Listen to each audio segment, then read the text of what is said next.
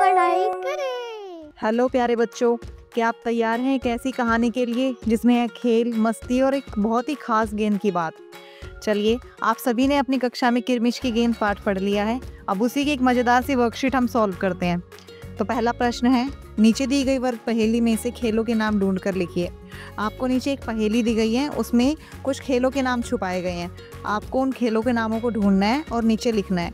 तो चलिए ढूंढते हैं। पहला देखिए, आपको दिख रहा होगा क्रिकेट, दूसरा फुटबॉल, तीसरा हॉकी, चौथा खो खो, पांचवा कबड्डी, छठा वॉलीबॉल। तो ऐसे आपने कई खेलों के बारे में, उनके नामों के बारे में भी पढ़ा। उसके बाद है प्रश्न नंबर 2, उचित विकल्प पर सही का निशान लगाइए।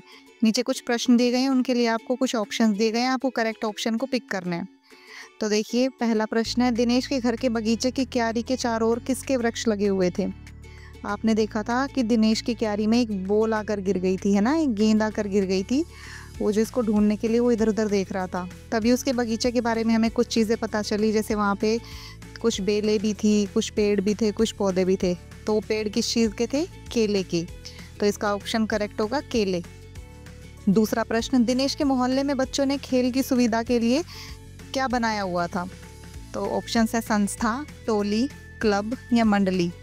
तो इसका ऑप्शन आएगा क्लब, कि जब क्लब में वो बच्चे क्या करते थे, कुछ पैसे इकट्ठे करते थे और खेलने का जो सामान ज़रूरत के लिए उन्हें चाहिए होता था वो लाते थे।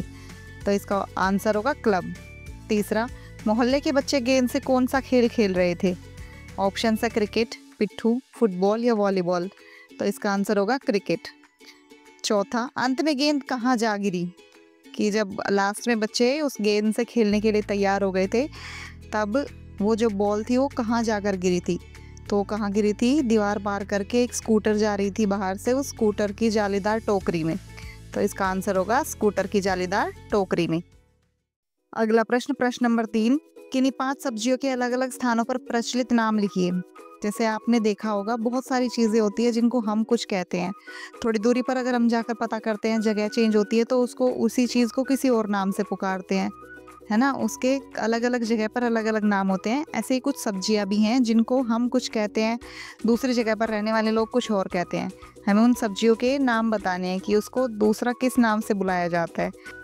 ये देखिए, पहला है सीताफल। आपको स्क्रीन पर सीताफल का चित्र दिखाई दे रहा है ना। इसकी सब्जी भी आप सबको बहुत अच्छी लगती होगी। अब इसका दूसरा नाम है कद्दू। उसके बाद है प्याज। प्याज हम रोज़ अपने घर में यूज़ कर रहे हैं और इसको महाराष्ट्र में कांदा कहा जाता है, ठीक है। उसके बाद है आपका आलू। आलू तो सबको पसंद होते हैं ना, आलू के चिप्स भी खाते हो। तो आलू को कई जगहों पर बटाटा भी कहा जाता है। उसके बाद है घिया। ये देखिए, ये है घिया का चित्र, और आम बोलचाल में इसको बहुत बार लौकी भी कहा जाता है। उसके बाद है तोरी। ये देखिए, तोरी का चित्र आपको दिख रहा है, और बिहार के कुछ इलाकों में इसको नेनुआ भी कहा जाता है।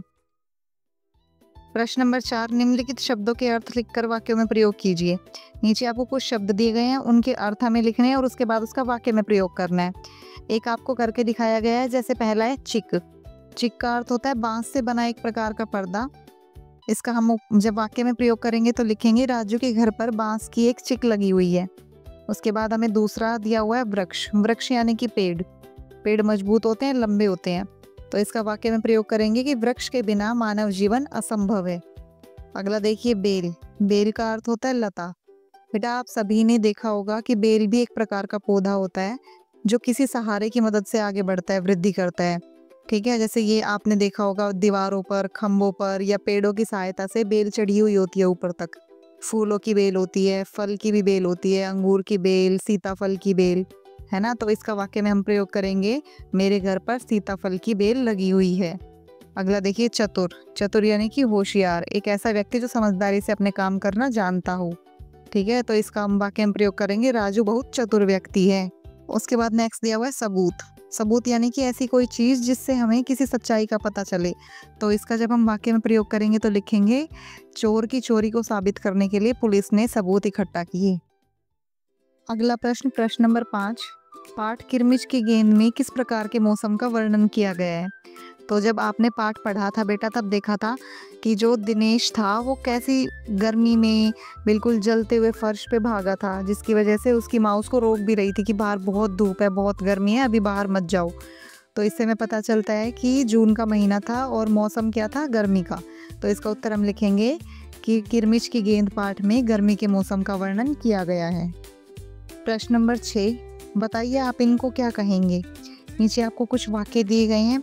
ये वाक्य किसी भी एक चीज़ के बारे में है या किसी भाव या किसी वस्तु के बारे में है। आपको ये पता करना है कि ये इस वाक्य में किसके बारे में बात की गई है। उसके लिए हमें एक शब्द में कोई चीज़ लिखनी है। जैसे देखिए पहला दिया हुआ है, जिस वाहन में 3 पहिए हो। अब आप जब रोड पे चलते हैं, सड़क पर चलते हैं, आपने वाहन देखे होंगे जिनमें केवल 3 पहिए होते हैं। ऐसे वाहन कौन से होते हैं? ऑटो या फिर रिक्शा, ठीक है। और इनको हम क्या कहते हैं? तिपहिया। क्या बोलेंगे इनको? तिपहिया। अगला देखिए, जिस इमारत में बहुत सारी मंजिलें हों।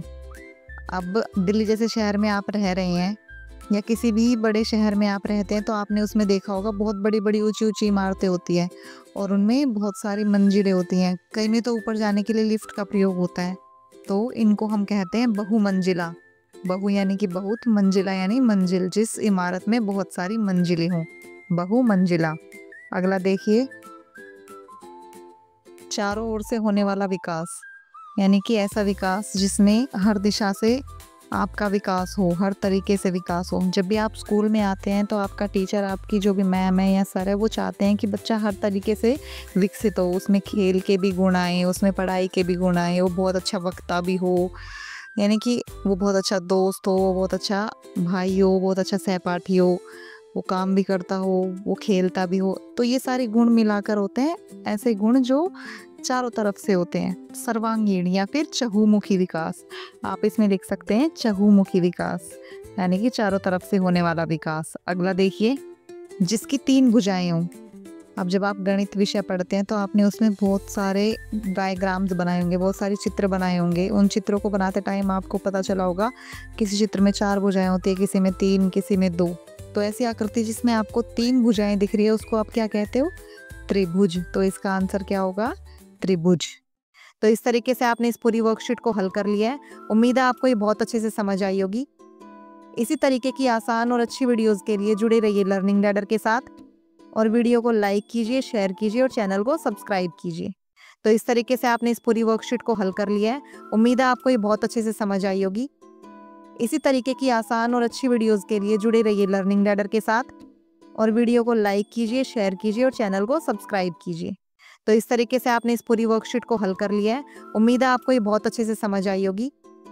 इसी तरीके की आसान और अच्छी वीडियोस के लिए जुड़े रहिए लर्निंग लैडर के साथ और वीडियो को लाइक कीजिए, शेयर कीजिए और चैनल को सब्सक्राइब कीजिए। तो इस तरीके से आपने इस पूरी वर्कशीट को हल कर लिया है। उम्मीद है आपको ये बहुत अच्छे से समझ आई होगी।